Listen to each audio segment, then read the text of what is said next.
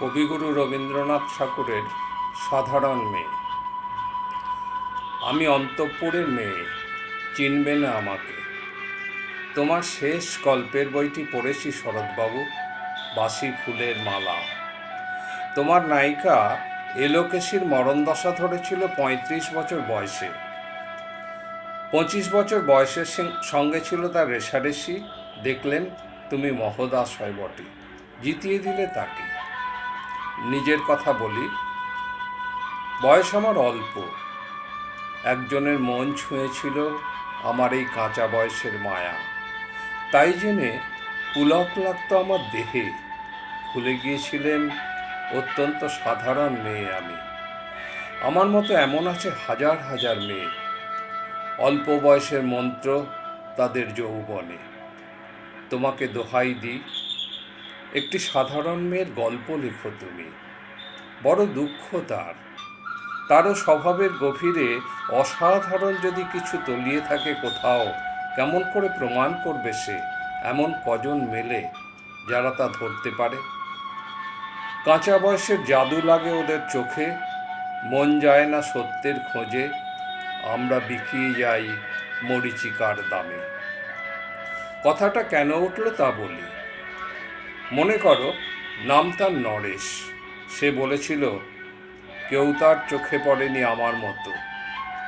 এত বড় কথাটা বিশ্বাস করব যে সাহস হয় না, না করব যে এমন জোর কই। একদিন সে গেল বিলেতে।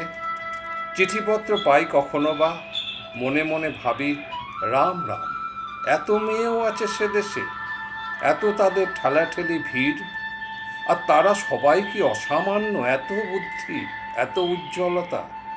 আর তারা সবাই কি আবিষ্কার করেছে এক নরেশ সেনকে, স্বদেশে যার পরিচয় চাপা ছিল 10-এর মধ্যে। গ্যালোমেলের চিঠিতে লিখেছে লিজির সঙ্গে গিয়েছিল সমুদ্রে নাইতে, বাঙালি কবির কবিতা কলাইন দিয়েছে তুলে, সেই যেখানে উর্বশী উঠছে সমুদ্র থেকে। তারপরে বালির পরে বসলো পাশাপাশি, সামনে দুলছে নীল সমুদ্রের ঢেউ, আকাশে ছড়ানো নির্মল সূর্যালোক। লিজি তাকে খুব আস্তে আস্তে বললে, এই সেদিন তুমি এসেছো, দুদিন পরে যাবে চলে। ঝিনুকের দুটি খোলা, মাঝখানটুকু ভরা থাক একটি নিরেট অশ্রুবিন্দু দিয়ে, দুর্লভ, মূল্যহীন। কথা বলবার কি অসামান্য ভঙ্গি। সেই সঙ্গে নরেশ লিখেছে, কথাগুলি যদি বানানো হয় দোষ কি? কিন্তু চমৎকার। হিরে বসানো সোনার ফুল কি সত্য? তবুও কি সত্য নয়?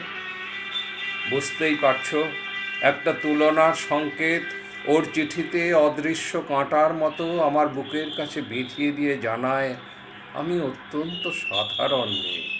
মূল্যবানকে পুরো মূল্য চুকিয়ে দিই এমন ধন নেই আমার হাতে। ওগো, না হয় তাই হলো, না হয় ঋণী রইলেম চিরজীবন। পায়ে পড়ি তোমার, একটা গল্প লেখো তুমি শরৎবাবু, নিতান্ত সাধারণ মেয়ের গল্প, যে দুর্ভাগিনীকে দূরের থেকে পাল্লা দিতে হয় অন্তত 5-7 জন অসামান্যার সঙ্গে, অর্থাৎ সপ্তরথিনীর মার। বুঝে নিয়েছি আমার কপাল পুড়েছে, হার হয়েছে আমার। কিন্তু তুমি যার কথা লিখবে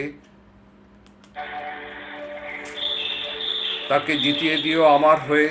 পড়তে পড়তে বুক যেন ওঠে ফুলে, ফুলচন্দন পড়ুক তোমার কলমের মুখে। তাকে নাম দিও মালতী, ওই নামটা আমার, ধরা পড়বার ভয় নেই। এমন অনেক মালতী আছে বাংলাদেশে, তারা সবাই সামান্য মেয়ে। তারা ফরাসি জার্মান জানে না, কাঁদতে জানে। কি করে জিতিয়ে দেবে? উচ্চ তোমার মন, তোমার লেখনী মহীয়সী। তুমি হয়তো ওকে নিয়ে যাবে ত্যাগের পথে, দুঃখের চরমে শকুন্তলার মতো। দয়া করো আমাকে, নেমে এসো আমার সমতলে।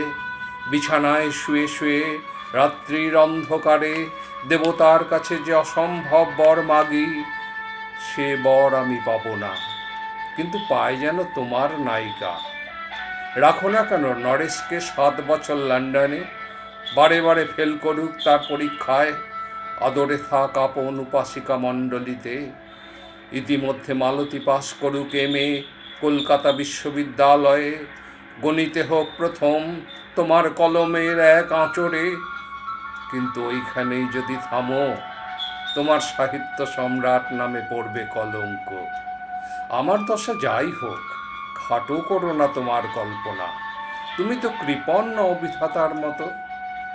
মেয়েটাকে দাও পাঠিয়ে ইউরোপে, সেখানে যারা জ্ঞানী, যারা বিদ্বান, যারা বীর, যারা কবি, যারা শিল্পী, যারা রাজা, দল বেঁধে আসুক ওর চারদিকে। জ্যোতির্বিদের মতো আবিষ্কার করুক ওকে, শুধু বিদুষী বলে নয়, নারী বলে। ওর মধ্যে যে বিশ্ববিজয়ী জাদু আছে, ধরা পড়ুক তার রহস্য। মূঢ়ের দেশে নয়, যে দেশে আছে সমজদার, আছে দরদি, আছে ইংরেজ, জার্মান, ফরাসি। মালতীর সম্মানের জন্য সভা ডাকা হোক না, বড় বড় নামজাদার সভা।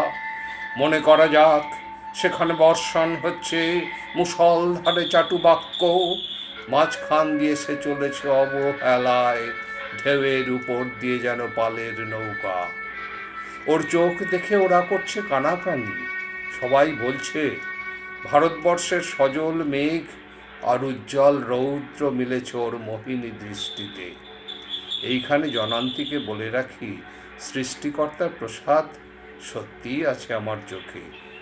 বলতে হলো নিজের মুখেই, এখনো কোনো ইউরোপীয় রসজ্ঞের সাক্ষাৎ ঘটেনি কপালে। নরেশ এসে দাঁড়াক সেই কোণে, আর তার সেই অসামান্য মেয়ের দল। আর তারপরে আমার নোটে শাকটি মুড়লো, স্বপ্ন আমার ফুরলো। হায় রে সামান্য মেয়ে, হায় রে বিধাতার শক্তির অপব্যয়।